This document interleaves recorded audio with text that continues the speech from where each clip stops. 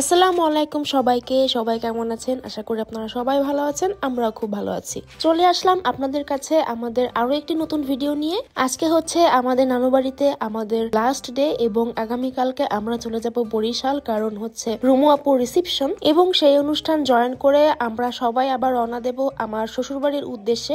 সবাই বলতে আমি, রনি, জোহান, আম্মু এবং আমার ছোট বোন প্রাপ্তি। আমার আব্বু যেতে পারবে না কারণ ঢাকায় আব্বুর কিছু কাজ ছিল, আর আমার শ্বশুরবাড়িতে আমাদের 4 দিনের থাকার প্ল্যান রয়েছে। আমরা সেখানে যাওয়ার আগের দিনই কিন্তু আমার শ্বশুর শাশুড়ি, ননাস এবং পিচ্ছি পাচ্ছিরা সবাই চলে এসেছিল, কারণ বাড়িতে এবার জোহানকে নিয়ে আমাদের ছোটখাটো একটা অনুষ্ঠান রয়েছে এবং সেই অনুষ্ঠানটা কি নিয়ে আমি আপনাদেরকে পরের ব্লগে বলে দিব। তো যাই হোক, চলুন কথা না বাড়িয়ে মূল ব্লগটি শুরু করা যাক। তো নদীতে 2 থেকে আড়াই ঘন্টা ঘোরাঘুরি করার পরে আমরা সবাই চলে আসি মামার বাসায়। আম্মু আর মামি মিলে আমাদের জন্য অনেক কিছু রান্না করে এবং সেই দুপুরবেলা আমরা ভরপুর খাই এবং দুপুরে খাওয়া দাওয়ার পরে বিকালে আমরা একটা জম্পেশ ঘুম দেই এবং সন্ধ্যাবেলা সবাই মিলে বসে যায় চা নাস্তা করার জন্য। আর আমাদের বড় মামি বসে বসে আমাদের সাথে আলোচনা করছিল এবং লিস্ট বানাচ্ছিল যে আমাদের বাড়ি থেকে কতজন কি হয় রুমাপুর রিসেপশনের জন্য। আর এদিকে তো আমার ছেলে দাঁড়িয়ে দাঁড়িয়ে মুড়ি খাচ্ছিল, আর সন্ধ্যার যে চাটা সেটা কিন্তু আমি নিজেই বানিয়েছিলাম। আর আমার হাতে দুধ চা কিন্তু অনেক অনেক বেশি মজা হয়, আর এই চাটা বানানো শিখেছি আমি আমার মায়ের কাছ থেকে। তারপরে এই তো রাত্রেবেলা আমি, বড় মামি, প্রাপ্তি আর জোহান মিলে নিচে চলে আসি অলিভারের সাথে দেখা করার জন্য। আর এদিকে তো মামি আমার জোহানকে বলছে কলা পাতা দিয়ে বাঁশি বানিয়ে দিবে। আমরা যখন ছোট ছিলাম তখন এই কলা পাতা তারপরে নারকেলের পাতা দিয়ে বাঁশি বানাতাম, বাট এখনকার যুগের ছেলেমেয়েরা হয়তো এই মজাগুলো বুঝবেও না। আর এইটা হচ্ছে পরের দিন সকালবেলার ফুটেজ। ওই দিন সকালবেলা অনেক বেশি জোরে বৃষ্টি নামছিল। আমরা তো সবাই ভয় পাচ্ছিলাম যে গাড়িতে আমরা ঠিক মতো বরিশাল পৌঁছাতে পারবো কিনা। আর এই তো সকালবেলা বসে পড়লাম আমরা নাস্তা করার জন্য। নাস্তা করে আমরা সবাই রেডি হয়ে বের হয়ে যাব বরিশালের উদ্দেশ্যে। আমার প্রিভিয়াস ভিডিওতে বলেছিলাম যে আমার মামার বাসাটা আপনাদেরকে আমি ঘুরে ঘুরে দেখাবো। সো হিয়ার ইট ইজ, আমার বড় মামার সুন্দর একটি ডুপ্লেক্স বাড়ি।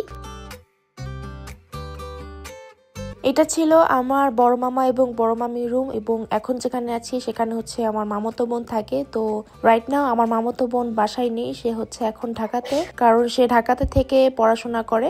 আর এটা হচ্ছে আমার বড় মামির সুবিশাল রান্নাঘর। উপরে কিন্তু আরো একটা রুম রয়েছে এবং যেখানে হচ্ছে আমার নানু থাকে।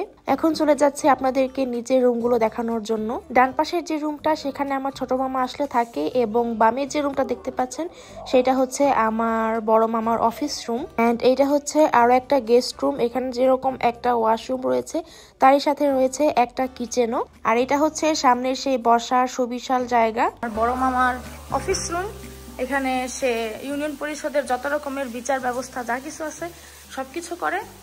এখানে টোটাল 4-8 জনের মতো বসার অবস্থা আছে। এটা হচ্ছে আমার বড় মামার মেইন অফিস রুম আর কি, বাসার ব্যক্তিগত কার্যক্রম। হ্যাঁ,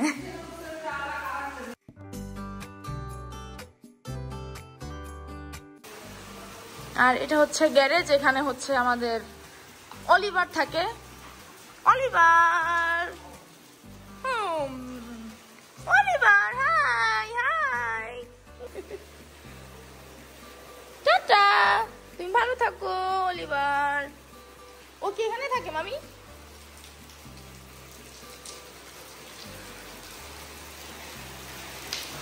এটা হচ্ছে মামাদের ড্রাগন ফ্রুটের গাছ। আর এই লাইনে যতগুলো গাছ আছে সব হচ্ছে ফলের গাছ। আর অলরেডি ড্রাগন ফ্রুটে হচ্ছে 2টা ফল আসছে, ওই যে।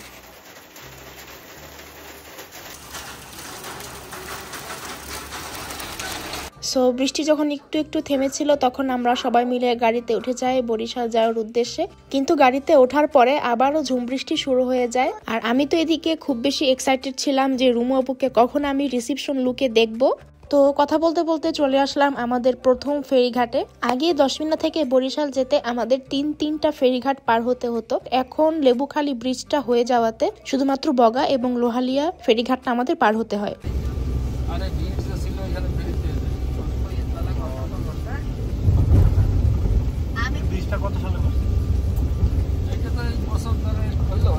আরে আমরা এই মামারে আরে বিশে বিরত হইছে ব্রিজটা। হ্যাঁ মানে 2021 সালে নভেম্বরে। আর এই তো এখন লেবুখালী ব্রিজের উপর থেকে যাচ্ছি আমরা বরিশালে।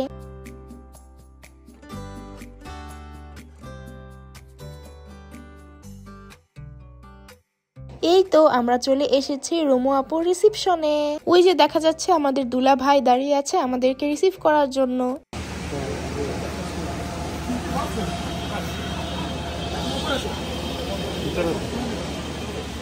আমাদের হাতে সময় কম ছিল, তাই আমরা যাওয়ার সাথে সাথেই আমাদেরকে বললো যে খেতে বসতে, কিন্তু খাবার আগে তো আমি এক ঝলক আমার রুমু আপুকে দেখে আসবই।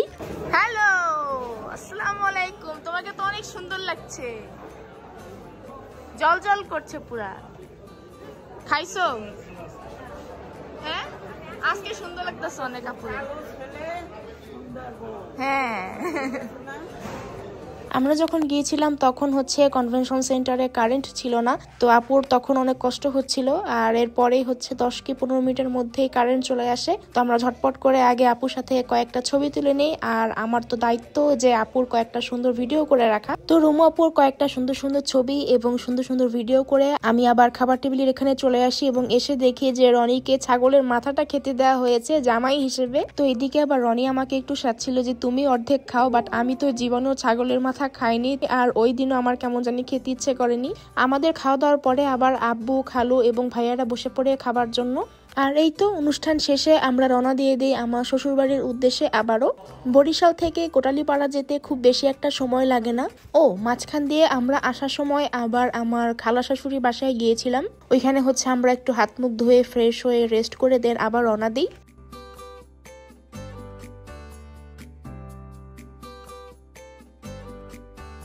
কোটালীপাড়া পৌঁছাতে পৌঁছাতে আমাদের বিকাল 4টা কি 4:30 বেজে যায়। আর তখন আমাদের এত টায়ার্ড লাগছিল, সবাই হচ্ছে গাড়ির মধ্যে টুপ পাচ্ছিলাম ঘুমের জন্য। পৌঁছে গিয়েছি আমাদের বিখ্যাত পয়সার হাট ব্রিজে। ফ্রান্সে আসার আগে যখন আমার শ্বশুরবাড়িতে যেতাম তখন এই পয়সার হাটে এত বেশি বিজি ছিল না, কিন্তু এবার গিয়ে দেখলাম ব্রিজের দুই পাশে অনেক অনেক দোকান হয়েছে। পয়সার হাট থেকে আমার শ্বশুরবাড়ি যেতে মোটামুটি 20 থেকে 30 মিনিটের মতো সময় লাগে। সো বাম দিকে যে রাস্তাটা চলে গিয়েছে এখান থেকে হচ্ছে আমার শ্বশুরবাড়িতে ঢোকার রাস্তা।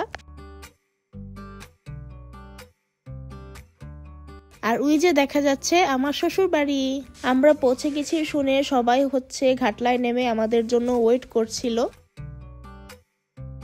ওই দিন যেহেতু যেতে যেতে আমাদের প্রায় সন্ধ্যা হয়ে যায় আর আমরাও খুব বেশি টায়ার্ড ছিলাম, তাই যাওয়ার পরে আমি আর খুব বেশি ক্লিপ নিতে পারিনি। ওই দিন রাত্রেবেলা সুন্দর মতো একটা ঘুম দিয়ে পরের দিন সকালবেলা উঠে যায় আমার হাতে নাস্তা খাওয়ার জন্য। আর এই তো দুপুর হওয়ার আগে আমার ননাস আমাকে আমড়া কেটে দিচ্ছিল। আমার শ্বশুরবাড়ির এই গাছের আমড়াগুলো এত এত মিষ্টি যে কি বলবো, খালি খালি সুন্দর মতো খাওয়া যায়।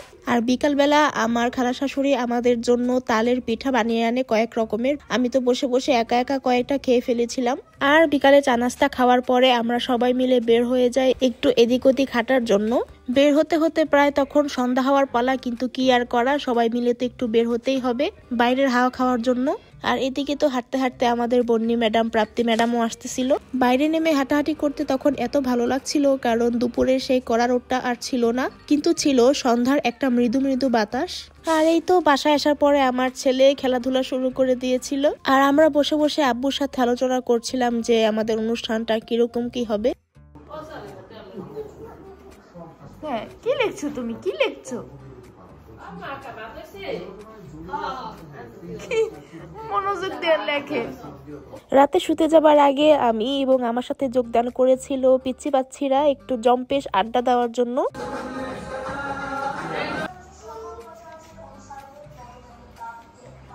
সবাই একসাথে হব আর আড্ডা দিব না তা তো হতে পারে না, তাই না? যাই হোক, এইভাবেই আমাদের প্রথম দিনটা শেষ হয় আমার শ্বশুরবাড়িতে।